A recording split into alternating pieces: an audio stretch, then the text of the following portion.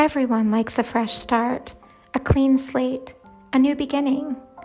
But the truth is, most of the time we have to begin right where we are, because we've erected walls that have to be pulled down. Life has a way of breaking us a little at a time until we find ourselves believing we're almost beyond repair. That's when the real transformation begins, though.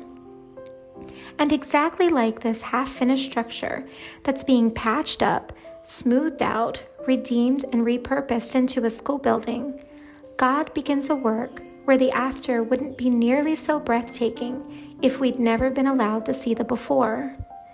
The work on this little schoolhouse has taken a team. No one person could have done it alone, at least not with speed and efficiency. It's been a process of finding the right people to do the right job, of working together toward a common goal, of being patient when things felt like they were stalled out. It took a lot of weeks of seeing only ugly, rough edges and seemingly hopeless work ahead. The job seemed too big, the demand too great.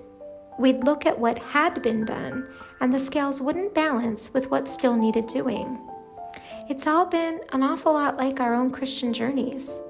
We want the beautiful and we want it now, but we wallow in our past, afraid we'll never grow beyond them. We identify ourselves as worthless, and the effort not worth it. The voices in our heads scream louder than the one whispering to our hearts, or so it seems. And so we give up. We toss in the towel and revert to old habits. We embrace our rough edges and try instead to be proud of them.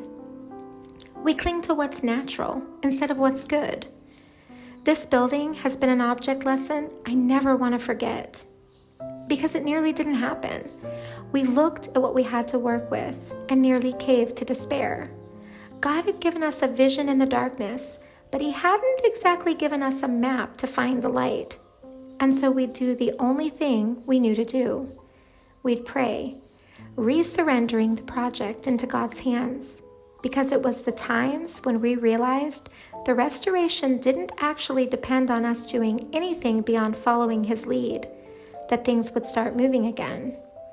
I've known spiritual struggle through this process like I didn't ever want to know it, because the money coming in hasn't seemed like it was enough to sustain the people depending on us, the property payment, and the construction. So I'd see the lack as judgment and cower before God. My early morning quiet times with Him have suffered. My hunger for the Word has waned. My patience with the children has weakened.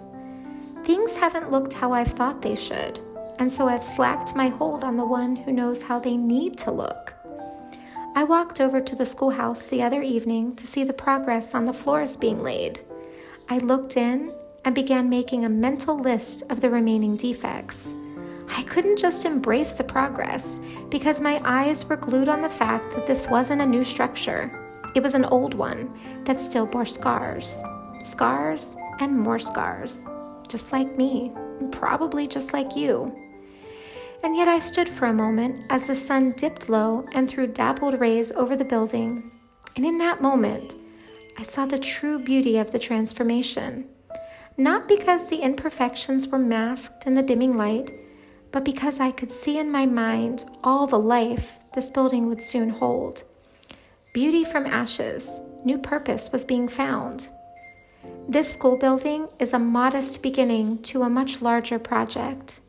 Spanning before us is the need to build 2 large dormitories, a larger outdoor kitchen and dining area, additional staff housing, an expanded school building, and a church.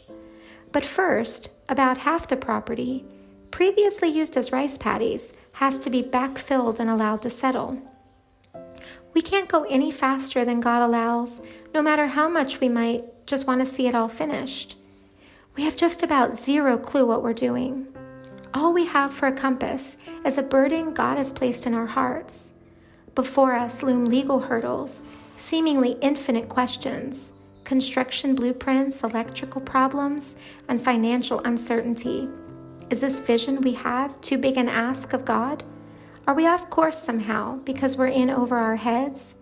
Every day, as the enemy tempts us to doubt, God seems to remind me this physical transformation is really about a spiritual refreshing. As He walks us through the process of reclaiming this piece of property and bringing it to the place where it can carry out His intended purposes, He's doing the same with our hearts. He looks at me and sees a project. The shell of a once-upon-a-time girl turned into a weary, middle-aged mother of many. He sees my cracked foundation, rough edges, and resistance to change. Even as He chisels, He sees the scars the years have left, and He knows they can't just be hidden, and so He uses them, as He always intended.